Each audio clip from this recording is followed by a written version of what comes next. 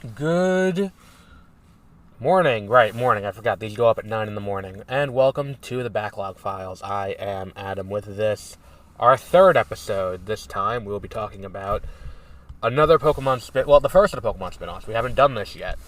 We've just done Red and Blue. We've done Yellow. Now we start moving into the world of the spin-offs. And boy, are there a lot of them. And that's going to be what the meat and potatoes of this fucking podcast is going to be. I can tell you that right now, because once we get past the mainline games and we start getting into some of the weirder, more experimental titles, that's where we can have a little bit more fun. And I think that's kind of where we are with this first one. We're going to start with Pokemon Snap, because of all of the spin-offs of the early generations, and for me, I kind of cordon off Pokemon into, like, yes, there are generations, but for me, I really go console generation more than anything else. And it is, what console generation did the mainline games come out on? There's the Game Boy era, the Game Boy Advance era, the DS era, the 3DS era, the Switch era. And, when I think about the spin-offs from the Game Boy era games, the Game Boy Color era, Game Boy Color era games, the one that pops to mind for me is not Pokemon Stadium 2, which for a lot of people, that's it. Don't get me wrong, those are great games, and we will get to those down the line. For me, the game that pops to mind is always Pokemon Snap, which is what we're going to talk about today. Pokemon Snap is a unique game where I think this is another one where we talked about this a little bit last week, where it's anime-inspired, and we get Oak's design from the anime. We get Tracy, who, if I remember correctly, Tracy was in the Orange Islands little interseason between Kanto and Johto. And what this game is you go to this island and you have to take pictures of all of the various, Pokemon that live there. You can use the flute, you can use the Pester Ball, you can use the apple. You got to manipulate the environment by throwing them, take pictures of the Pokemon. And there are 64 Pokemon in the game, including Mew, and it's just a fun time. And it's the kind of game where this game is on Switch Online, and it's an easy game to dip into and out of. And it took so long for them to get a sequel. We didn't get a sequel till 2020 of this game. And I understand the thought process, where it's like, at the time when this came out, not everyone had a phone in their pocket. So the novelty of being able to go and take pictures on Safari was a lot bigger of a deal in 98, 99 when this game came out, as opposed to, now, where it's like, yeah, everyone's got a phone in their pocket. And on top of that, too, in a post-Go world, it's like, well, what's the point of that, really? So, I think that this game ages so well because of how concise it is. It's not overly long. It's not overly ambitious. It is... It just kind of is, I think, is the best way to define what this is. Yes, they could have put in all 150 Pokemon, but they don't. They put in 64, and that's more than enough. There's more than enough to explore, even though you're kind of on rails and on a linear track to get through the entire, narrative.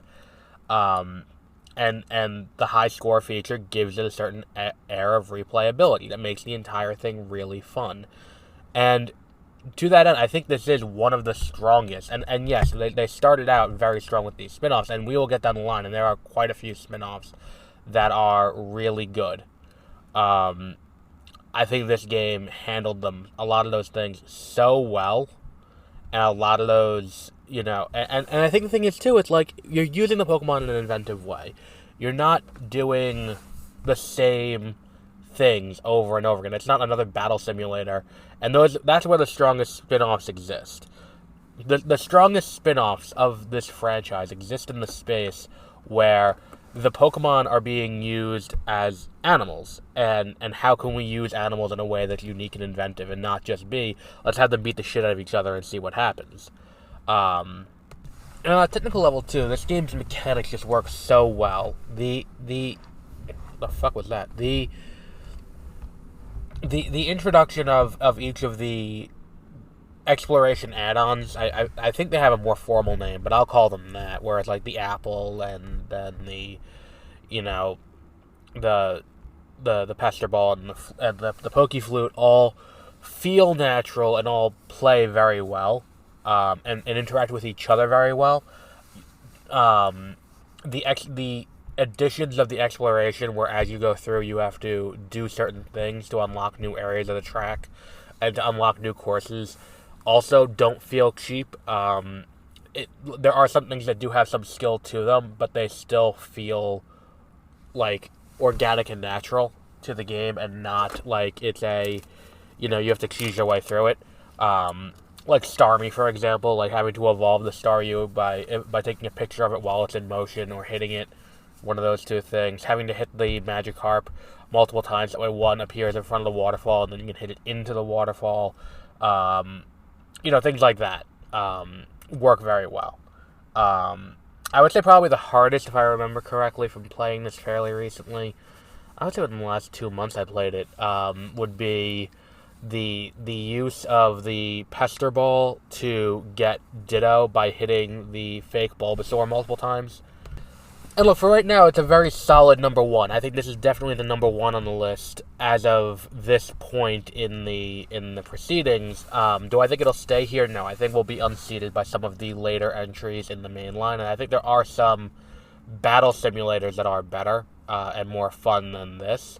I also think there are some spin-offs that play better and are more and are deeper, because again, I called it a benefit earlier, but this game only having 64 Pokemon, I mean, it does hurt the playability, or replayability, rather, of the game.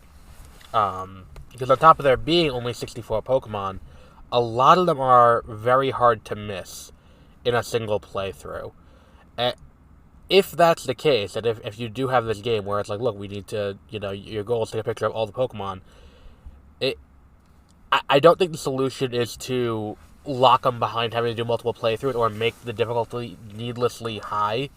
I think there needs to be a fair mix, and I don't think that balance was really struck here in a meaningful way. But look, I mean, it's definitely fun. It's definitely worth going back and rechecking, especially on Nintendo Switch Online expansion. Right now, I'd say this game's number 1. I think it is definitely, of the 3 games that we've done so far, which are Red and Blue, and then Yellow. I don't know. I mean, even I don't know, because thinking back, it's like, can I really say this is better than Stadium or Stadium 2? We'll get to that, and we'll see then, but, I don't know if that's necessarily gonna hold up, but we'll see. Our next episode, though, is not Stadium or Stadium 2, I don't think. Let me look at my list here. Our next episode is Hey You Pikachu. Then after that is Pokemon Trading Card Game. Then after that is Stadium. So, we'll wrap up there for today. And until the next episode, have a great rest of your week.